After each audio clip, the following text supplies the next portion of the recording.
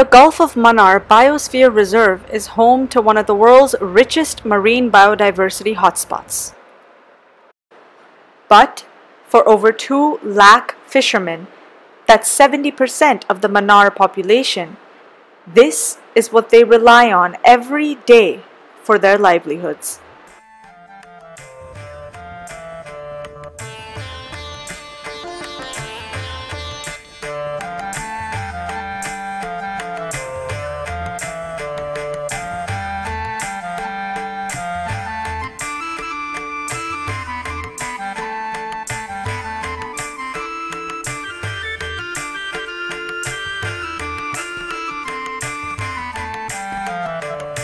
For some, fishing tends to provide the ample amount of financial support and satisfaction.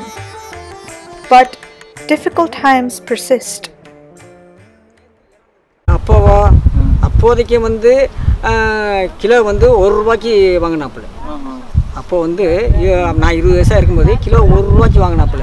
இப்போ அதே மீன் kilo 200 300. அப்போ எந்த அளவுக்கு இருக்கு? அந்த அளவுக்கு மீன் பெருக்கம் அப்போ இப்போ மீன் இல்ல.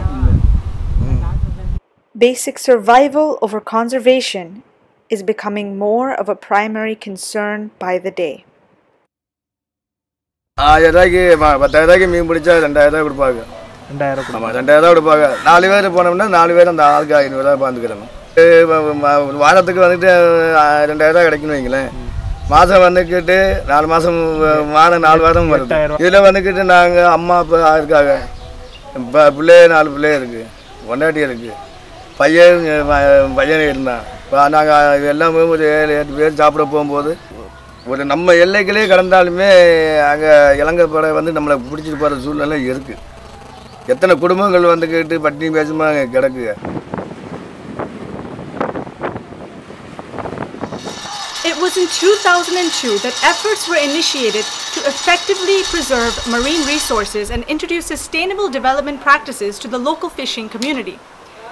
UNDP and the government of Tamil Nadu came together to set 3 specific goals, which were: number 1, divert attention to alternative livelihoods; number 2, empower the communities to effectively manage marine resources; and number 3, raise awareness on environmental concerns.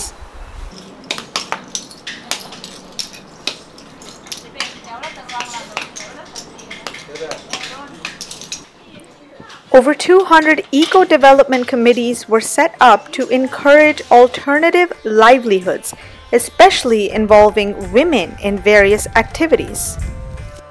Intensive awareness campaigns and capacity building workshops eventually helped the local communities reflect more on the conservation of marine life. In fact, a very successful story includes fishermen willingly releasing the endangered dugong out of their nets back into the sea.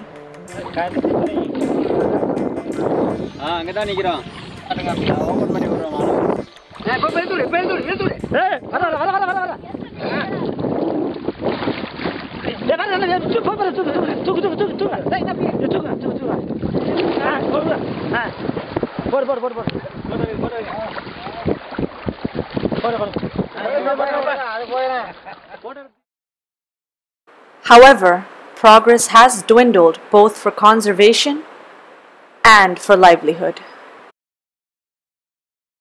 A few continue to struggle supporting their families with the low wages that they earn, while others end up resorting to illegal fishing practices in order to earn more.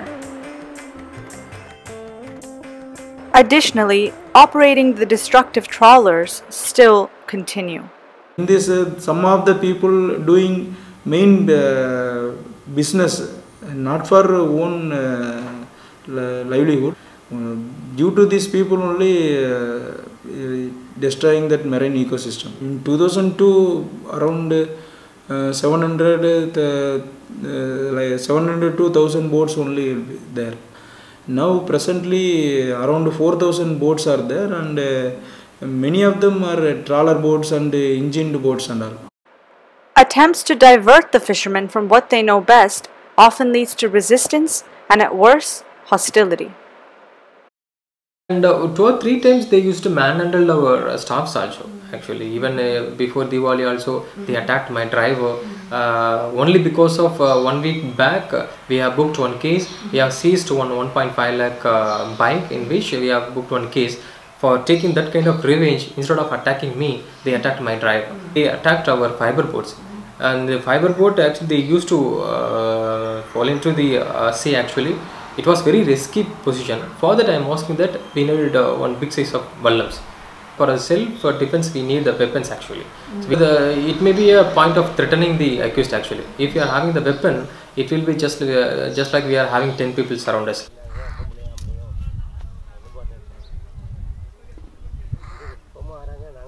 Besides addressing illegal activities, diversification of livelihood seems to be the only step towards solutions. Salt pan farming is one such alternative industry, but is more prominent only in the Tuticorin group of the islands.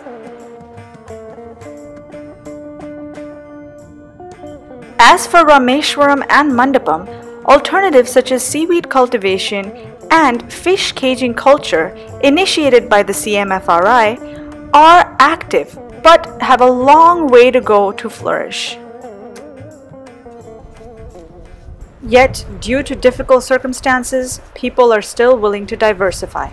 கஷ்டம் கஷ்டப்படுறீங்க ஆமா ரொம்ப கஷ்டம் ரொம்பமா அப்படினு சொல்லி 400 ரூபாய் கொடுங்க வாரம் அப்படிங்களா 400 500 அந்த மாதிரி கொடுத்தா வருவீங்க இல்லடா டெய்லி வேலை இருந்தாலும் வாரம் டெய்லி வேலை இருந்தாலும் வருவீங்க ஒரு நாள் விட்டு ஒரு நாள் இல்லாம டெய்லி வேலை இருந்தாலும் வருவீங்க வருவோம் ஏன் வர மாட்டேன் வேலை தான இருக்கேன்.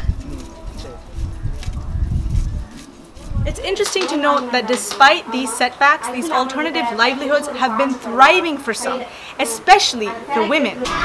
Income generation activities such as pickle making, jasmine cultivation, and rope making have been extremely successful in empowering the women of these villages to become breadwinners of families.